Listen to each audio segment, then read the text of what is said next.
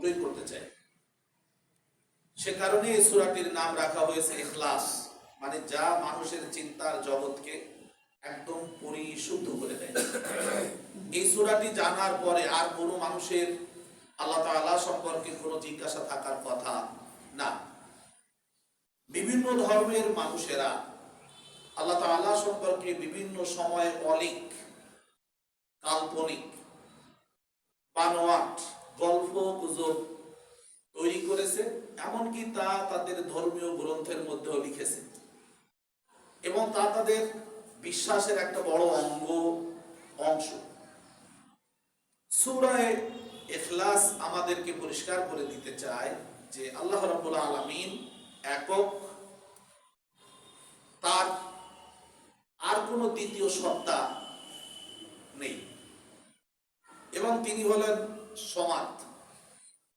গত সপ্তাহে সমাদের উপরে যে আলোচনা পেশ করেছি এটা আপনাদের জন্য বেশ একটু কঠিন হয়েছে, আমি বুঝি। মানে এমন এক সত্তা, যে সত্তার ভেতরে কিছু ঢোকে নাই, ভেতর থেকে কিছু বেরো হয় নাই, এই সত্তাকে বলা হয় সমাদ। আমরা আজকে তৃতীয় আয়াত লাম ইয়ালিদ ওয়া লাম ইউলাদ, এই আয়াতের উপরে আমরা কথা শুনবো। সময়ের দিকে তাকিয়ে আমরা সংক্ষিপ্ত করার চেষ্টা করব। প্রথমেই আমরা আসছি, কুল হে রাসূল আপনি বলুন, হুয়াল্লাহু তিনি সে আল্লাহ, আহাদুন যিনি একক, আল্লাহু তিনি সে আল্লাহ যিনি আস-সামাদু সমাদ। লাম ইয়ালিদ, এখানে নাফি জাহাদ বা লাম দিয়ে তারবি ব্যাকরণ অনুযায়ী লাম ইয়ালিদ তিনি জন্ম দেন নাই, অতীতে কখনো জন্ম দেন নাই। অতীতকে সম্পূর্ণ না করে দেওয়ার একটা শব্দ হলো আরবিতে লাম। লাম ইয়ালিদ তিনি জন্ম দেন নাই, ওয়ালাম ইউলাদ এবং তাকে জন্ম দেওয়াও হয় নাই, তিনিও দেন নাই, তাকেও দেওয়া হয় নাই। তার মানে বাংলায় অনুবাদে আমরা বলতে পারি তিনি জন্ম দেন নাই, জন্ম দেন নাই। ওয়ালাম ইয়াকুন লাহু আর নয় তার সমকক্ষ, কুফুয়ান সমান, আহাদুন কেউই তার সমকক্ষ নয়। এইটা জানার পরে, বোঝার পরে আমাদের চিন্তার জগতে একটা বড় পরিবর্তন আসা দরকার। আমরা পৃথিবীতে যে সকল ধর্ম দেখতে পাই আমাদের সামনে, খ্রিস্টান ধর্ম আমাদের কাছাকাছি, অর্থাৎ ইসলাম আসার আগে, তার আগে ইহুদি ধর্ম, এছাড়া পৃথিবীতে বিভিন্ন সময় বিভিন্ন ধর্মের আবির্ভাব ঘটেছে। হিন্দু ধর্ম আমাদের প্রতিবেশী ধর্ম বলতে হবে, জৈন ধর্ম, আরো অসংখ্য ধর্ম। সে সকল ধর্মের ভেতরে যে সমস্ত ধারণা আছে আল্লাহ সম্পর্কে, সে সকল ধারণাকে সম্পূর্ণ নাকচ করে দেওয়া হয়েছে এই সূরার মাধ্যমে। অর্থাৎ ইহুদিদের ধারণা ছিল আল্লাহর সন্তান হয়, আল্লাহ সন্তান আছে, আর তিনি হলেন উযাইর আলাইহিস সালাম। খ্রিস্টানদের তো ধারণা স্পষ্ট যে ঈসা বাপ ছাড়া যেহেতু, সুতরাং আল্লাহর সন্তান তিনি, নাউযু বিল্লাহি মিন যালিক। হিন্দু ধর্মের তো ধারণা যে মেয়ে সবই আল্লাহ, এবং খেয়াল করে দেখবেন যে তাদের যে দেবতাগুলো তার অধিকাংশই কিন্তু মহিলা। এছাড়া মক্কার সেই সময় যেসব মুশরিকরা ছিল তাদের ধারণা ছিল যে যত ফেরেশতা আছে সব ফেরেশতা হলো আল্লাহর কন্যা বা মেয়ে। এছাড়া কখনো কখনো ধারণা করা হয়েছে বিভিন্ন ধর্মের গ্রন্থে যে আল্লাহ রাব্বুল আলামিন কখনো কখনো কোনো সময়ে কোনো সৃষ্টির উপরে ভর করে মানুষের কল্যাণ করার জন্য পৃথিবীতে এসেছেন। নাউযু বিল্লাহি মিন যালিক। এর দ্বারা বোঝানো হয় যে আল্লাহ কারোর উপরে ভর না করে তিনি মানুষের উপকার করতে পারেন না। সেটার উত্তর এখানে দেওয়া হয়েছে আল্লাহুস সামাদ। যাই হোক, আপনারা মোটামুটি একটা ধারণা পেয়েছেন। আজকে আমরা যে বিষয়টা আলোচনা করব সেটা হলো যে সমাদের ব্যাখ্যাটাই হলো পরের দুই আয়াত। আল্লাহুস সামাদ এর ব্যাখ্যা হলো পরের দুই আয়াত, লাম ইয়ালিদ ওয়া লাম ইউলাদ ওয়া লাম ইয়াকুল লাহু কুফুয়ান আহাদ। ইমাম হুসাইন রাদিয়াল্লাহু তাআলা আনহু তিনি মুসলিম জাহানের তখন খলিফা। বসরার লোকেরা, ইরাকের একটা শহর, বসরার লোকেরা ওনার কাছে চিঠি লিখলো সম্মিলিতভাবে যে আমরা সমাদ এই শব্দটার ব্যাপারে আমরা খুব সন্দিহান হয়ে গেছি। সমাদ বলতে কি বোঝানো হয় এটা আমরা বুঝতে পারতেছি না, আপনি দয়া করে একটু লিখে পাঠাবেন। তো ইমাম হুসাইন রাদিয়াল্লাহু তাআলা আনহু তাদের কাছে চিঠি লিখেছিলেন, যে চিঠিটা মাত্র 2 লাইনে সমাপ্ত। বিসমিল্লাহির রহমানির রহিম চিঠি। আম্মা বাদ ফালা তাখুদু ফিল কোরআন। তাখুদু, খাদা ইয়াখুদু শব্দের অর্থ হলো ডুব দেওয়া। পরবর্তীতে খাদা এই শব্দটার অর্থ এসেছে কারো দোষ ত্রুটি খোঁজার জন্য খোঁজাখুঁজি করা। ফালা তাখুদু ফিল কোরআন, কোরআনের মধ্যে খোঁজাখুঁজি করো না, তার মানে অনর্থক অর্থ বের করার জন্য চেষ্টা করো না। ওয়ালা তুজাদিলু ফিহি, কোরআন নিয়ে শুধু শুধু মানুষের সাথে ঝগড়া বা বিতর্ক করো না। ওয়ালা তাতাকাল্লামু ফিহি বিগাইরি ইলমিন, কোরআনের যে বিষয় তোমার পূর্ণ জ্ঞান নেই সে ব্যাপারে তুমি কারো সাথে কথা বলো না, অর্থাৎ বিতর্কের উদ্দেশ্যে কথা বলো না।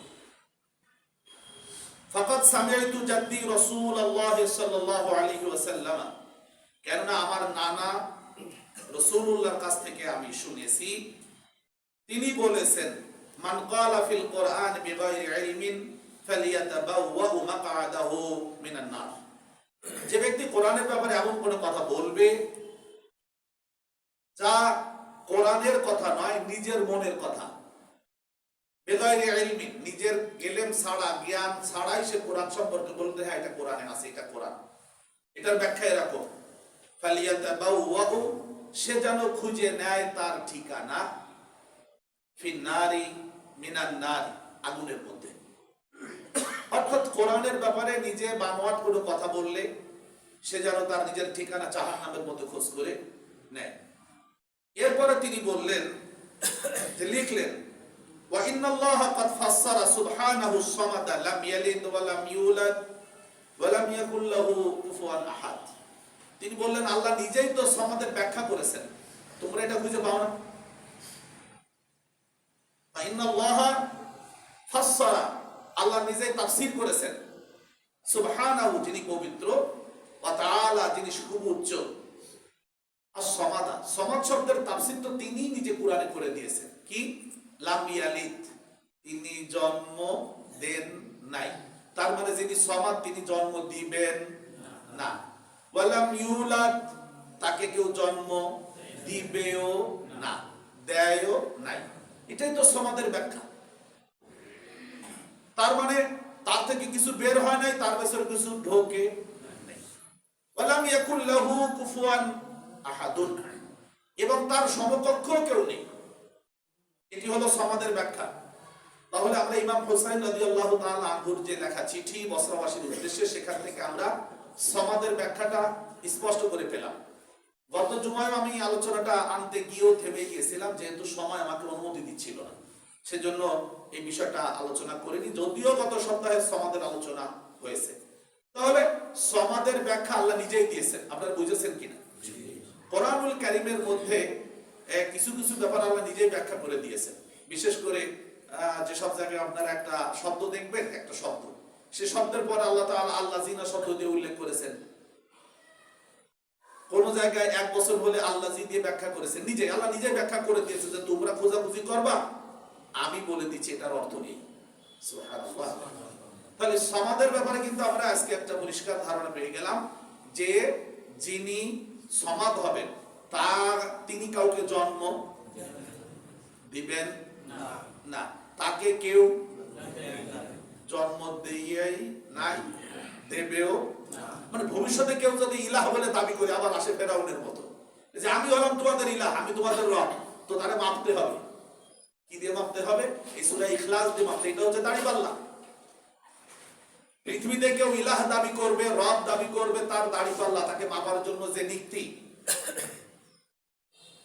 সেটা স্কেলটা হলো এই যে আহাদ, তিনি একজন, আর হবে না কেউ। তিনি হবেন সমাদ, আরো থেকে বের হবেন না, তার থেকে কেউ বের হবে না। এই বের হওয়া না হওয়ার মাসালাটা আসলে কি, বিষয়টা কি? বিষয়টা হলো এই যে যখনই আপনার আমার থেকে কিছু জন্মগ্রহণ করবে, কিছু বের হবে, তো স্বাভাবিক এটা আপনারা খেয়াল করবেন, তাহলে বের হওয়ার একটা স্বভাব আমার মধ্যে তাহলে আছে। আর যার মধ্যে থেকে বের হওয়ার স্বভাব আছে তার মধ্যে ঢোকার স্বভাবও আছে।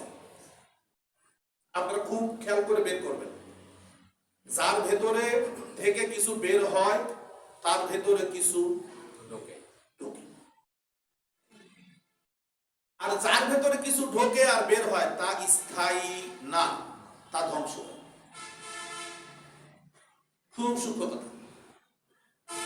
আমার দেহ থেকে যদি কিছু বের হতে থাকে তাহলে কি আমি সুস্থ থাকবো না অসুস্থ? আপনারা বলেন যে ডায়রিয়া যখন হয় আমাদের, একসাথে দেখা গেল যে 5-7-10 কেজি বা লিটার পানিও বের হয়ে চলে গেল, দেহ থেকে বের হয়ে গেল। এখন আমি কি সুস্থ থাকবো না অসুস্থ থাকবো? সাথে সাথে আবার রিকভারি, এটাকে আবার স্থান পূরণ করার জন্য ডাক্তার সাহেবরা পরামর্শ দিচ্ছেন যে তরল খাবার, পানীয় খাবার, জাউ রান্না করে খাবার, স্যালাইন, মুখের স্যালাইন, এসব ভেতর যত দ্রুত খেতে হবে। তার মানে যেটা ক্ষয় হয়ে গেছে ওটা পূরণ হয়। তাহলে যেহেতু ক্ষয় হচ্ছে সুতরাং ভেতরে কিছু ঢুকানো দরকার। তারপরও ঢুকাতে ঢুকাতে এক সময় গিয়ে কি হয়ে গেল, মারা গেল। আমরা যদি ধরে নেই যে আল্লাহর সন্তান আছে, তাহলে তো আল্লাহর দেহ থেকে কিছু বের হলো। আর যার দেহ থেকে বের হয় তার ভেতর কিছু ঢুকেছে, কিভাবে ঢুকেছে সেটা আমরা জানলাম না, তিনি স্থায়ী থাকতে পারবেন না। সেজন্য তাফসীরে কুরতুবীতে আল্লামা শামসুদ্দিন কুরতুবী রাহিমাহুল্লাহ লিখছেন যে এই সূরা সম্পর্কে যে কথাগুলো আমরা শুনেছি এর উপরে ঈমান আনা ওয়াজিব। আল ঈমানু বিহি ওয়াজিবুন ওয়াস সুআলু আনহু বিদআতুন। কেন হলো, কি করে হলো, এটা তো প্রশ্ন করাটা বিদআত। আল্লাহ রাব্বুল আলামিন সম্পর্কে আল্লাহ যেটা বলেছেন সেটার উপরে আমাদের ঈমান আনতে হবে, এটা হলো আমাদের জন্য ওয়াজিব। এটা হলো আমাদের জন্য ওয়াজিব। কেউ কোনো কুটকাট প্রশ্ন করলেই বুঝতে হবে যে আমার মধ্যে কিছু অসামঞ্জস্য, মানে আমাদের গ্রাম বাংলা মানে কিরমি ঢুকিছে, কয় না তো মাথায় কি বোকা ঢুকিছে, পেটে কি কিরমি ঢুকিছে। আল্লাহ রাব্বুল আলামিন সম্পর্কে আমরা এমন কোনো কথা জানার জন্য চেষ্টা করব না যে ব্যাপারটা আল্লাহ রাব্বুল আলামিন আমাদেরকে স্পষ্ট করেন নাই।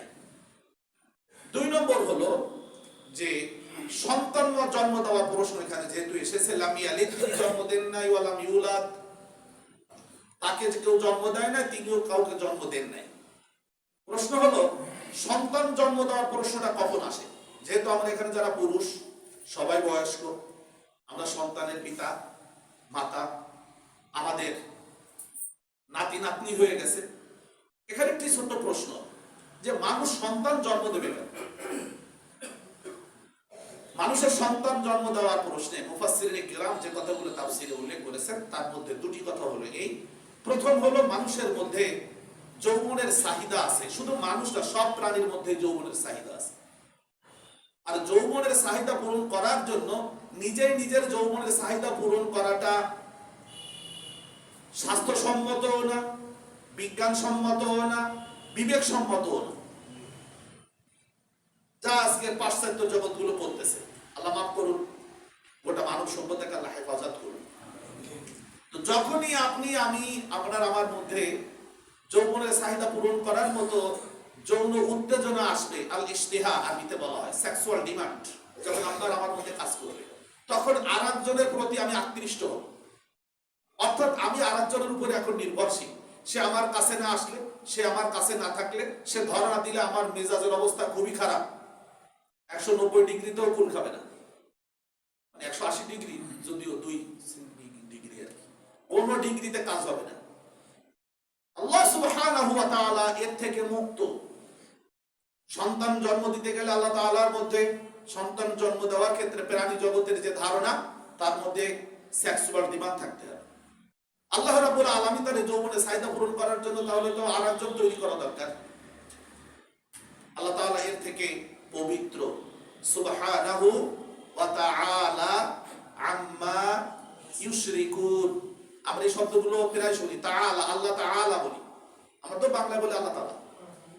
শব্দটা হলো আল্লাহ তাআলা, তা আইন আলিফ লাম ইয়া, তাআলা, তিনি অনেক উঁচু। সুবহানাহু, তিনি পবিত্র। এই শব্দগুলো আমরা কিন্তু সবসময় বলি, অর্থ খেয়াল করিনি বা জানার সুযোগ হয়নি। আল্লাহ সুবহানাহু ওয়া তাআলা, তিনি পবিত্র এবং তিনি সুউচ্চ। তোমরা যে কাদা মারতে চাও আল্লাহর গায়ে, তোমাদের কাদা যত দূর ওঠে তার উপরে আল্লাহ তাআলা। তোমাদের লাগানো কাদা আল্লাহর গায়ে লাগে না। আল্লাহ রাব্বুল আলামিনের এই যৌবনের চাহিদা পূরণ করার কোনো ইচ্ছে নেই, সুযোগ নেই, কারণ তার মধ্যে ইশতেহা আসে না, তার সন্তান জন্ম দেওয়ার প্রশ্ন ওঠে না। দুই, সন্তান জন্ম দেওয়ার প্রশ্ন হলো যে আমি যা জোগাড় করে গেলাম, আমার পরবর্তীতে এটার দায় দায়িত্ব কে নেবে, এবং আমি যখন দুর্বল হয়ে যাব তখন আমাকে সহযোগিতা কে করবে। এই সহযোগী এবং সম্পদ রক্ষা করার জন্য মানুষ সন্তান জন্ম দেওয়ার প্রয়োজন অনুভব করে। জাকারিয়া আলাইহিস সালাতু ওয়াস সালাম অনেক বয়স হয়ে গেছে, তার স্ত্রীর সন্তান আর হবে না, একদম মিনাল কিবারে ইতিয়া, হাড় নড়বড়ে হয়ে গেছে, হাড় শক্ত করে দাঁড়াতে পারেন না তার স্ত্রী। জাকারিয়া আলাইহিস সালাম আল্লাহ তাআলার কাছে দোয়া করলেন, ইয়ারিথুনি ওয়া ইয়ারিথু মিন আলি ইয়াকুব ওয়াজআলহু রাব্বি রাদিয়া। সূরা মারইয়ামের একদম দ্বিতীয় আয়াত থেকে দেখবেন পড়ে কতদূর সেখানে বর্ণনাটা আল্লাহ তাআলা দিয়েছেন। জাকারিয়া আলাইহিস সালাম আল্লাহকে বললেন যে রব্বি ইন্নী ওয়াহানাল আযমু মিন্নী, ও আল্লাহ আমার হাড় তো সব দুর্বল হয়ে গেছে, নড়বড়ে হয়ে গেছে। ওয়াস্তাআলা রাসু শাইবা, আমার মাথার চুল সব শাইবা, সাদা হয়ে গেছে, পেকে গেছে। আলাম আকুম বিদুআইকা রাব্বি শাকিয়া, আর আমি তোমার কাছে দোয়া করে কখনো বিফল হইনি। তুমি আমার একটা সন্তান দাও, যাতে করে ওই সন্তানটি ইয়ারিসুনি, আমার ওয়ারিস হতে পারে, আমার সম্পদের, এবং তুমি যে নবুয়ত দান করেছো সেই নবুয়তের। ওয়া ইয়ারিসু মিন আলি ইয়াকুব, এবং ইয়াকুব আলাইহিস সালামের বংশ থেকে যে ওয়ারিস, নবুয়তের ওয়ারাসাত আমরা পেয়েছি, এটাকে যেন ধরে রাখতে পারে এমন একটা সন্তান তুমি আমাকে দান করো। সুবহানাল্লাহ। তাহলে কোরআনের আয়াত থেকে আমরা বুঝতে পারলাম জাকারিয়া আলাইহিস সালাম আশঙ্কা করতেছেন যে তার যদি সন্তান না থাকে আর তার ইন্তেকাল হয়ে যায়, তাহলে তার দুই ধরনের ওয়ারাসাত সম্পদ, একটা হলো নবুয়তের ওয়ারিস, আর একটা হলো সম্পদের ওয়ারিস থাকবে না। সুতরাং সন্তান দরকার। আল্লাহ তাআলার এই আসমান জমিনের যত সৃষ্টি আছে, এর কোনটি আল্লাহর হাত ছাড়া হয়ে যাওয়ার সম্ভাবনা নাই। সুতরাং তার সন্তান জন্ম দেওয়ার প্রয়োজন। সম্মানিত হাজিরিন, আর একটা বিষয় হলো মেজাজ। আরবিতে মেজাজ মানে আমরা বাংলার মেজাজ না, কিন্তু মিম জা আলিফ জিম, মেজাজুন। মেজাজুন মানে হলো একটার সাথে আর একটা মিলায় সেনা। যেমন আমরা আটার সাথে পানি মিলায় তারপরে কি করি, যেমন খুলনা বাংলায় কি করে, আটা সেন দিছে, আটা সেন দিছে, খুব সুন্দর বাংলা বলে খামির বানানো, এটা সুন্দর বাংলা, খামির। এই যে পানি আর আটা দুইটা মিশার পরে যে সেনা, মেজাজ, আল্লাহ তাআলা বলতেছেন আমি মানুষকে সৃষ্টি করেছি মিন নুতফাতিন আমশাজ, পুরুষের সিমেন আর মহিলার ডিম, স্পার্ম আর ওভাম, দুটোকে আমি কি করেছি, আমশাজ করেছি, সেনেছি, মাতৃগর্ভের মধ্যে ফেলে আমি সেনে দিয়েছি, এমন ভাবে সেনেছি যে দুইটা মিলে একটা হয়ে গেছে। এখন আর পানিও আলাদা করা যাচ্ছে না, আটাও আলাদা করা, আবার রোদ্রে শুকানি পড়ানো আরো শক্ত হবে, পানিও আর কোথাও হবে না, আর সেই গুঁড়ো পাওয়া যাবে না। আপনারা এখন এই দুইটা এমন ভাবে আল্লাহ তাআলা বলেছেন আমি সেনে দিয়েছি যে এটার একটা থেকে আর একটা তুমি আলাদা করতে পারবে না, বরং এটা খালি দিন দিন বাড়তেই থাকবে, কারণ এটার কাজ এখন শুরু হয়ে গেছে। যদি আল্লাহ তাআলা সন্তান জন্ম দিতে চান, তাহলে নিশ্চয়ই কোনো মানব সৃষ্টির ক্ষেত্রে কোনো মহিলার গর্ভে ডিম থাকতে হবে, ডিম্বাণু। আল্লাহ তাআলার পক্ষ থেকে এমন কিছু বের হয়ে আসতে হবে যে ডিম্বাণু দায়িত্বটা পরিপূর্ণ করবে। আল্লাহ তাআলা এটা থেকেও পবিত্র এবং সুউচ্চ, বলেন দুইটা শব্দ, পবিত্র, সুউচ্চ। আরবি হলো সুবহানাহু ওয়া তাআলা, বলেন তো সুন্দর করে, ওয়া তাআলা আম্মা ইউশরিকুনা, ইউশরিকুনা, আম্মা ইউশরিকুনা, জামা মুযাক্কার গায়েবের সিগা আরবিতে। তারা যা শিরিক করতেছে, মক্কা সহ গোটা বিশ্বের মানুষেরা আল্লাহ সম্পর্কে যে শিরিকের ধারণা দিচ্ছে তার থেকে আল্লাহ পবিত্র এবং সুউচ্চ। অনেক সময় আমরা কাউকে আঘাত করার জন্য তার গায়ে কিন্তু কালিমা লেপন করি, সেটা সত্য হোক মিথ্যা হোক সেতে ফেসে যায়। খুলনার একজন বিশিষ্ট ব্যক্তি, খুলনার বাসিন্দা, চাকরি করতে এসেছিলেন। তো তিনি খুলনা থেকে চলে গেলেন। তার উপরে কালিমা লেপন করা হলো যে তিনি তার অফিসের একজন কর্মচারীর সাথে, মহিলা, তার সাথে তিনি অবৈধ আচরণ করেছেন। কিন্তু তিনি সেই চরিত্রের বা মেজাজের মানুষ না, এটা তাকে দেওয়া হলো। তিনি চলে গেলেন, কাঁদলেন। আমার সাথে টেলিফোনে অনেকক্ষণ কথা হলো, ইমাম সাহেব আমার শুধু অপরাধটা ছিল যে আমি আমার অফিসের সব লোকদেরকে ডেকে এনে আমি একটু কোরআনের কথা বলতাম, তাদেরকে চেয়েছিলাম একটু আল্লাহর সাথে বন্ধুত্ব করে দেওয়া, এই অপরাধের কারণে আমার উপর এই কালিমাটা লাগানো হল। ঠিক আছে, আমি চলে যাচ্ছি, তবে তারা যেন ভালো থাকে। তবে তারা খুব একটা ভালো নেই, আমি যতদূর জেনেছি। আমি যে এই ঘটনাটা বললাম এজন্য যে কালিমাটা লাগানো হয়েছে তার উপরে, সে কালিমাটা কিন্তু তার গায়ে লেগে গেছে, কারণ তাকে হাতের নাগালে পাওয়া গেছে। আল্লাহকে কি হাতের নাগালে পাওয়া যাবে? কাদা মালি কত দূর ওটা আমাকে কাদা। সেজন্য আল্লাহ হলে তাআলা, আল্লাহ কি তালা না, মানে সাতক্ষীরার একটা উপজেলা আছে তালা, সেই তালা না, কিন্তু আল্লাহ তাআলা, আল্লাহু তাআলা, তিনি অনেক আলী, আলী উঁচু, অনেক উঁচু। চলো আমরা এবারে আসবো আল্লাহ রাব্বুল আলামিন হাদিসে কুদসির মধ্যে রাসূলুল্লাহ উল্লেখ করেন, বুখারী শরীফের হাদিস, যে আল্লাহ তাআলা আফসোস করে বলতেছেন, কাযাবানি ইবনু আদম ওয়ালাম ইয়াকুন লাহু যালিক, আদম সন্তান আমার ব্যাপারে মিথ্যা বলে, অথচ আদম সন্তানদের এইভাবে মিথ্যা বলা ঠিক না। শাতামানি ইবনু আদম ওয়ালাম ইয়াকুন লাহু যালিক, এ তো ইবনে আদম, আদমের সন্তানেরা আমাকে গালাগালি করে, কিন্তু তাদের এভাবে গালাগালি করা উচিত না, আমাকে এভাবে গালাগালি করা তাদের উচিত না। এইবার আল্লাহ তাআলা বলতেছেন যে কাযাবানি ইয়া, তারা আমাকে যে মিথ্যা বলে সেটা হলো যে তারা বলে লা ইউঈদানি, আল্লাহ আমাদের পুনরায় সৃষ্টি করতে পারবে না, অথচ আমি প্রথমবার তাদের সৃষ্টি করেছি। আর প্রথমবার সৃষ্টি করাটা যতটা কঠিন, দ্বিতীয়বার সৃষ্টি করা তার থেকে সহজ। এইটা আদম সন্তানেরা বোঝে না, সেজন্য তারা আমার সম্পর্কে শুধু মিথ্যা কথা বলে যে আল্লাহ আমাদের উঠাতে পারবে না, পারবে না, পারবে না। এখন আমরা বলতেছি কি পারবে না। আস ইবনে ওয়াইল, আমর ইবনুল আস রাদিয়াল্লাহু তাআলা আনহু বাবা, সে তো রাসূলের কাছে এসে রীতিমতো একটা পুরাতন হাড় এরকম করে গুড়া করে উড়াই দিয়ে বলল, যে মুহাম্মদ সাল্লাল্লাহু আলাইহি ওয়াসাল্লাম, তোমার আল্লাহ কি এই পুরনো হাড় উঠাতে পারবে? মা ইউহিল ইযামা ওয়া হিয়া রামীম, সূরা ইয়াসিন পড়ে দেখবেন। মা ইউহিল ইযাম ওয়া হিয়া রামীম, এই যে পুরনো হাড় গলে গেছে, ডলা দিলি উড়ে হয়ে গেল, উড়ে চলে গেল, এই হাড় তো কিনা উঠবে? তোমার আল্লাহ। হ্যাঁ, আল্লাহ তাআলা বলতেছেন যে আমি যে তার সৃষ্টি করলাম প্রথমবার, তাতে আমার কষ্ট হলো না, আমার দ্বিতীয়বার মাটি থেকে উঠাতে কষ্ট হবে? একজন মিস্ত্রি অনেক চিন্তা ভাবনা করে একটা নতুন ডিজাইনের একটা খাট বানিয়েছে। এখন এটা দেখে আমার পছন্দ হলো, আমি বললাম যে ভাই এর আমার আর একটা খাট বানিয়ে দিতে পারবে? বলেন তো কি বলবেন? না, পারবো না, অনেক কঠিন হবে না, বরং সহজ। প্রথমবার ডিজাইনটা তৈরি করে স্ক্রু নাট বল্টু কোন জায়গায় লাগবে এটা আবিষ্কার করতে, চিন্তা করতে যতটা কষ্ট হয়েছিল, দ্বিতীয়বারে তার থেকে অনেক সহজ। আহ্বান, আল্লাহ রাব্বুল আলামিন বলেন আদম সন্তান আমাকে গালাগালি করে, শাতামানি ইবনু আদম, আদম সন্তান আমাকে গালাগালি করে, ওয়ালাম ইয়াকুন লাহু যালিক, অথচ এটা তার জন্য উচিত না। তারা যে আমাকে গালাগালি করে, সেই গালাগালিটা করা হলো এই যে তারা বলে যে আল্লাহর সন্তান আছে, অথচ আমার কোনো সন্তান নেই। আমি সন্তান ধারণ করবো কেন? আমার সন্তানের প্রয়োজন মোটেই নেই। আল্লাহ তাআলা বলতেছেন যে আমার তো সন্তানের কোনো প্রয়োজনই নেই, সুতরাং তারা আমাকে বলতেছে যে আল্লাহর সন্তান আছে।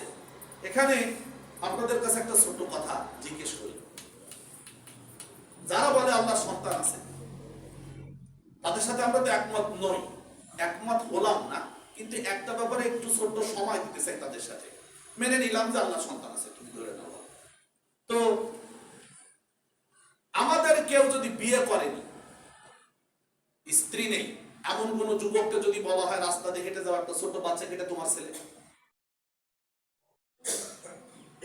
মেনে নেবেন? আপনারা কেউ মেনে নেবেন? আপনাদের কাউকে যদি বলা হয় যে এটা তোমার ছেলে, আমরা জানি সবাই যে এটা তোমার ছেলে, কেন মানবেন না? যদি এইটা যদি তার ছেলে হতে হয় তাহলে এই সন্তানটার মায়ের সাথে তার দৈহিক সম্পর্ক হতে হবে, হোক বৈধ অথবা অবৈধ। আর যেহেতু আমরা জানি এই লোকটা বিয়ে করেনি, এখন আমাদের জানা মতে এখনো পর্যন্ত বিবাহ ঘোষণা দিয়ে হয় নাই। আর বিবাহটা ঘোষণা দিয়ে জন্য হতে হবে যে গর্ভ মানে বিবাহের পরবর্তী যে সন্তান আসবে ওই মহিলার গর্ভে সব সন্তানগুলো ওই পুরুষটার দায়িত্বে এসে যাবে, সেজন্য বিবাহের ক্ষেত্রে ঘোষণা প্রয়োজন। তাহলে আমরা মানুষ, আমাদের কাউকে যদি বলা হয় যে তোমার এটা সন্তান, এটা তোমার সন্তান, অথচ সে বিয়ে করেনি ওই মহিলাকে, সন্তানের মাকে সে বিয়ে করেনি, তাহলে এটা তার উপরে কি আমানাত না অপবাদ? এটা কি তোহমাত কিনা? তোহমাত মানে বড় ধরনের অপরাধ। আমরা তো এটা কেউ মেনে নিতে চাই না। তুমি তো নিজের ব্যাপারে চাও না যে তোমার ব্যাপারে একটা সম্পর্ক করে দাও যে ছেলেটা তোমার, তুমি তো এটা মানতেই পারো না, বরং এটা নিয়ে তুমি খুব খেপে যাও, তোমার মা বাপ খেপে যায়। এমনকি দেখেন না আমাদের সমাজে অনেক সময় বৈধ বাপ হওয়ার পরে, বৈধ বলতে মানে সঠিক বাপ হওয়ার পরেও বৈধতা না দেওয়ার কারণে সন্তানের মা দাঁড়ে দাঁড়ে পিতৃ পরিচয়ের স্বীকৃতির জন্য ঘুরছেন, এমনকি আদালতে মামলাও করেছেন, ডিএনএ টেস্ট করার জন্য আদালত নির্দেশ দিয়েছেন।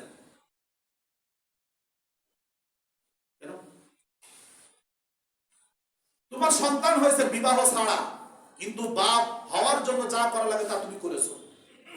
তুমি স্বীকৃতি দিতে পারছো না কারণ তুমি বৈধভাবে বিয়ে করনি, তাহলে এত বড় একটা অপবাদ তুমি মেনে নিতে পারো না। তুমি আল্লাহ তাআলা সম্পর্কে কি করে বলো যে আল্লাহর সন্তান আছে?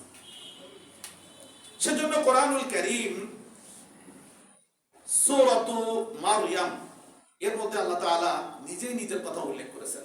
ওয়াকালু ইত্তাখাযার রহমানু ওয়ালাদা, ওরা বলে যে আল্লাহর সন্তান আছে। লাকাদ জিইতুম শাইআন ইদ্দা, তোমরা মারাত্মক ধরনের অপবাদ নিয়ে উপস্থিত হয়েছো। তাকাদুস সামাওয়াতু ইয়াতাফাত্তারনা মিনহু, তোমাদের এই অপবাদের কারণে আসমান ফেটে তোমাদের মাথার উপরে পড়তে চায়। তোমরা যেমন তেমন কারো উপর অপবাদ দাও, অপবাদটা দিয়েছো আল্লাহর উপরে, যে অপবাদের কারণে আসমান ভয়ে থরথর করে কাঁপতে থাকে এবং তোমাদের মাথার উপরে টুকরো টুকরো হয়ে পড়তে চায়। ওয়াতানশাক্কুল আরদু, জমিন নিজে ভেড়ে গিয়ে তোমাদেরকে তার ভেতরে ঢুকায় চেপে তোমাদেরকে শাস্তি দিতে চায়। ওয়াতাখিরুল জিবালু, এবং পাহাড়গুলি ভয়ে কাঁপতে কাঁপতে তোমাদের মাথার উপরে পড়তে চায়। হাদ্দা, কেন? আনদাউলির রহমানি ওয়ালাদা, এই সমস্ত বোকা মানুষের আল্লাহ সম্পর্কে দাবি করেছে যে আল্লাহর সন্তান আছে। তোমার সন্তান আছে এটা দাবি করলে তোমার পরিবার খেপে যায়। এই তুই কি করিস? আমার ছেলের কোন জায়গায় সন্তান হয়েছে? আমার ছেলে বিয়ে করেছে নাকি? আরে কাকা, বিয়ে না করলে কি হবে, বাবার কাজ করে ফেলিছে।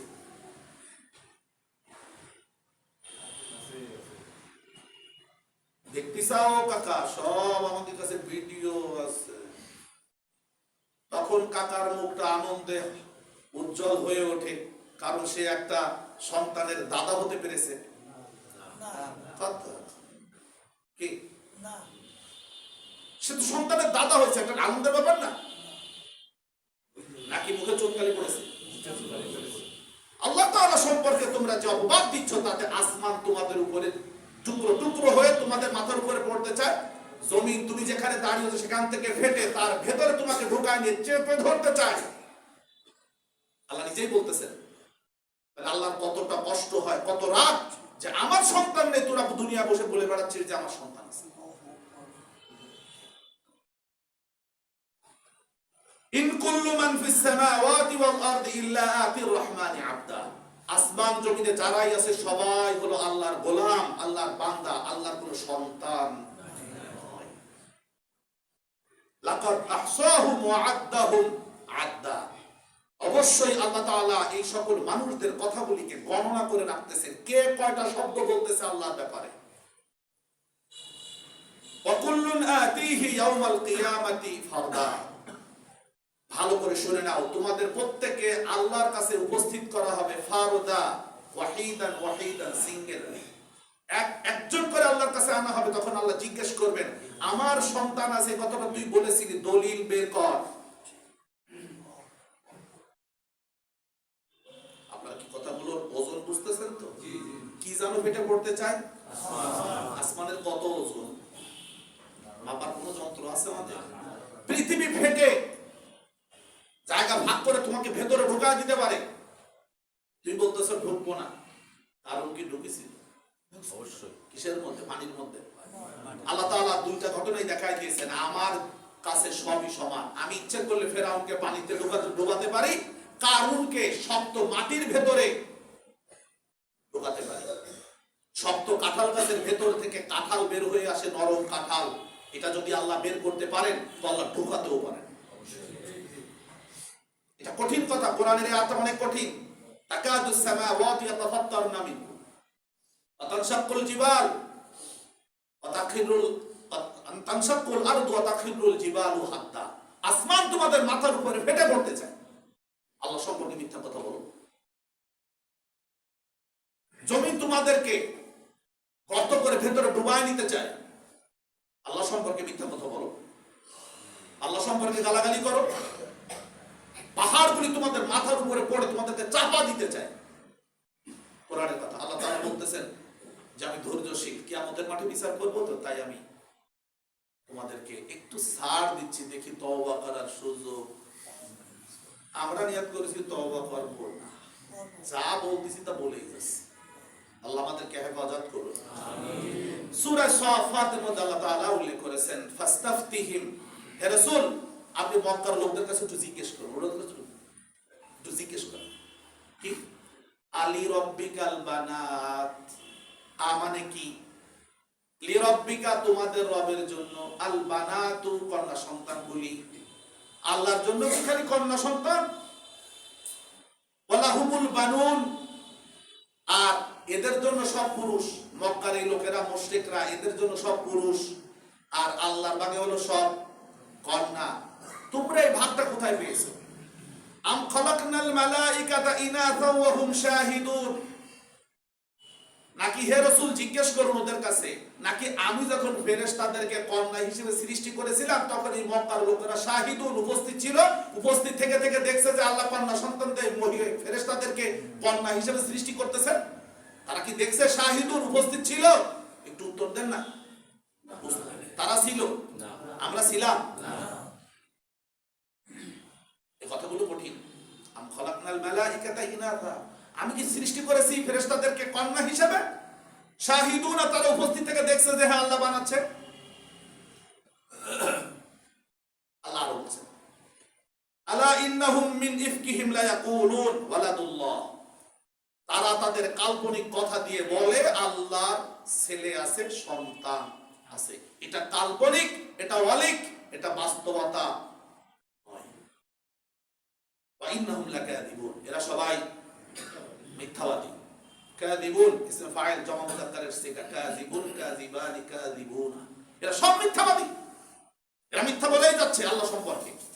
সম্মানিত হাজিরিন, আমরা আজকের এই আলোচনায় আরো একটি শব্দ, ওয়ালাম ইয়াকুল লাহু কুফুয়ান আহাদ, আল্লাহর সমকক্ষ আর কেউ নেই। কুফু এই শব্দটা আমাদের প্রচলিত ইসলামী শরীয়তের একটি পরিভাষা। বিশেষ করে আমরা বিবাহ শাদীর ক্ষেত্রে কুফু শব্দটাকে শুনে থাকি। ওয়ালি এবং কুফু এই দুইটা বিবাহের খুব প্রয়োজনীয় অঙ্গ। ওয়ালি মানে হলো অভিভাবক, ছেলের মেয়ের। কুফু মানে সমতা। ছেলে এবং মেয়ের মধ্যে যদি সমতা না থাকে তাহলে দাম্পত্য জীবন কলহে পরিপূর্ণ হয়। সেজন্য ইসলামী শরিয়াতের দৃষ্টি তো আল্লাহ তাআলা একদম সূক্ষ্ম দৃষ্টি দিয়ে ইসলামী শরিয়াতকে সাজিয়েছেন। সেজন্য রাসূলুল্লাহ সাল্লাল্লাহু আলাইহি ওয়াসাল্লাম বলেছেন যে বিবাহের ক্ষেত্রে তোমরা অভিভাবক এবং কুফু এটার প্রতি নজর দেবে, কারণ কুফু ছাড়া বিয়ে শাদী হলে অনেক সময় বিপর্যয় ঘটে। আমরা বিয়ে শাদী করার পরে গিয়ে বিপর্যয়ের মুখোমুখি হই, তখন আর সেখান থেকে ফিরে আসার সুযোগ থাকে না। সমস্যা হলো কুফু নেই। কুফু নেই, কুফু নেই মানে সমতা নেই। ছেলে উকিল, মেয়ে লেখাপড়া শিখে বড় হয়েছে, মেয়েটা হলো শিক্ষক পরিবারের মেয়ে। শিক্ষক পরিবারের মেয়েরা সবসময় পরিবারের আচার আচরণ গুলো দেখে যে আব্বা শিক্ষক, ভাইরা শিক্ষক বা অন্যরা শিক্ষক, শিক্ষকরা কি করে। উকিল হলে তো উকিলদের উকালাতির একটা পেশা আলাদা, ওই পেশার সাথে এই পেশার সাথে কিন্তু কখনো কখনো অসামঞ্জস্য হয়, কখনো না হলে অধিকাংশ ক্ষেত্রে। শিক্ষিত পরিবার, অর্থ খুব বেশি নেই, মোটামুটি মাঝারি, কিন্তু ব্যবসায়ী পরিবার, ছেলে অনেক টাকা পয়সা আছে, ধন সম্পদ আছে, এখানে কুফুর ক্ষেত্রে কিন্তু কিছু অমিল আছে। আর কুফুর ক্ষেত্রে কতগুলো জিনিস দেখার একটা অনুমতি আছে, তার মধ্যে একটা হলো হেরফা। হেরফাতুন মানে পেশা। এক পেশার সাথে আর এক পেশার সন্তানদের ছেলে মেয়েদের বিয়ে শাদী হলে অনেক সময় মেলে না, কারণ শিক্ষিত পরিবারের মেয়েটা তো দেখে যে ফজরের আজান হলে ঘুম থেকে ওঠা, আর ব্যবসায়ী পরিবারের নিয়ম হলো ফজরের আগে ঘুম পড়া, জোহরের আগে ওঠা। কথা বুঝতে পেরেছেন কিনা? তাহলে কুফু মানে সমতা, কুফু মানে আল্লাহ তাআলার ক্ষেত্রে আল্লাহ নিজে বলেছেন ওয়ালাম ইয়াকুন, নেই, হয় নাই, কুফুয়ান সমকক্ষ, আহাদুন কেউই, আর আল্লাহর সমকক্ষ কেউ নেই, কেউ নেই। কারণ আল্লাহ রাব্বুল আলামিন হলেন কুন ফায়াকুনের মালিক। সুতরাং আমরা যেটা বুঝেছি তা হলো লা মাসিলা লাহু ওয়ালা নাযীর ওয়ালা নাদীদ ওয়ালা শাবীহ। আল্লাহ তাআলার সমকক্ষ কেউ নেই, আল্লাহ তাআলার কাছে দাঁড় করানোর কেউ নেই, আল্লাহ তাআলাকে মোকাবেলা করবে এমন কেউ নেই। পৃথিবীতে বহু মানুষেরা আল্লাহর মোকাবেলা করেছে, আর আল্লাহ তাআলা তার জবাব দিয়েছেন একটু হালকা। সম্মানিত হাজিরিন, সুতরাং আমরা সকলে সেই আল্লাহর গোলাম, অবশ্যই আমরা সকলে সেই আল্লাহর গোলাম, আমরা গোলাম হয়ে থাকতে চাই। আল্লাহ তাআলা আমাদেরকে কবুল করুন, আমিন। আমরা এমন একজন রবের সন্ধান পেয়েছি যিনি দুনিয়া ও আখিরাত সব জায়গায় আমাদের রব, আমাদের ইলাহ। তিনি কবরেও আমাদের ইলাহ, তিনি কবরে আমাদের রব, তিনি জীবনে পৃথিবীর জীবনে আমাদের রব, তিনি কবরেও আমাদের রব, যিনি হাসরের মাঠেও রব, যিনি জান্নাতে যাওয়ার পরেও আমাদের রব, জাহান্নামে যদি কেউ যায় তিনি তারও রব। আমরা এমন রবকে আর ছেড়ে দ্বিতীয় আর কারো দিকে চোখ দিতে চাই না। যা দেওয়া হয়েছে ক্ষমা চাই, আল্লাহ আমাদেরকে ক্ষমা করে দিন, আমিন। আর এখন থেকে আমরা এই রবের দিকেই নজর রাখবো। আল্লাহ সে কথাই বলেছেন কোরআনে, তোমার চেহারাটা আমার দিকে ফিরায় দাও, তোমার আর কোনো সমস্যা থাকবে না। ফাকিম ওয়াজহাকা লিদ-দীনি হানিফা ফাতুওয়াল্লু ওয়াজহাকুম শাতরা, আল্লাহর দিকে মুখ ফিরায় দাও, কিবলার দিকে মুখ ফেরাও, মানে আল্লাহর দিকে মুখ ফেরাও। সুতরাং আমরা এখন থেকে আমাদের জীবনের সবটাকে পুঁজি করব আখিরাতমুখী। আল্লাহ তাআলা আমাদেরকে তৌফিক দান করুন, আমিন। আপনাদের সাথে একটু কথা বলবেন মসজিদের সম্মানিত সেক্রেটারি সাহেব। তিনি আপনাদের সামনে এই যে 1 বর্গফুট জায়গা কেনার ব্যাপারে যে উদ্বুদ্ধ করেছেন, আমরা কথা বলতেছি। মসজিদের জন্য আসলে বিশাল একটা অর্থের প্রয়োজন। আমরা থাকবো না, হয়তো এই মসজিদ যখন নির্মাণ হবে, এই জায়গা কেনার পরে যখন এটা বহুতল মসজিদ হবে, তখন হয়তো আপনি আমি থাকবো না, কিন্তু স্মৃতিটা এখানে থাকবে যে কিছু মানুষ কিছু কাজ করেছিল। আমি মসজিদের সম্মানিত সেক্রেটারি সাহেবকে আপনাদের উদ্দেশ্যে 3টি কথা বলার জন্য অনুরোধ করছি।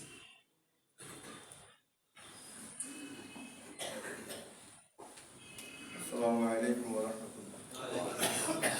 সম্মানিত উপস্থিতি, কিছু প্রসঙ্গ আপনাদের সাথে শেয়ার করার জন্যই আজকে এই প্রথম কথা হলো যে আমাদের যে প্রচেষ্টা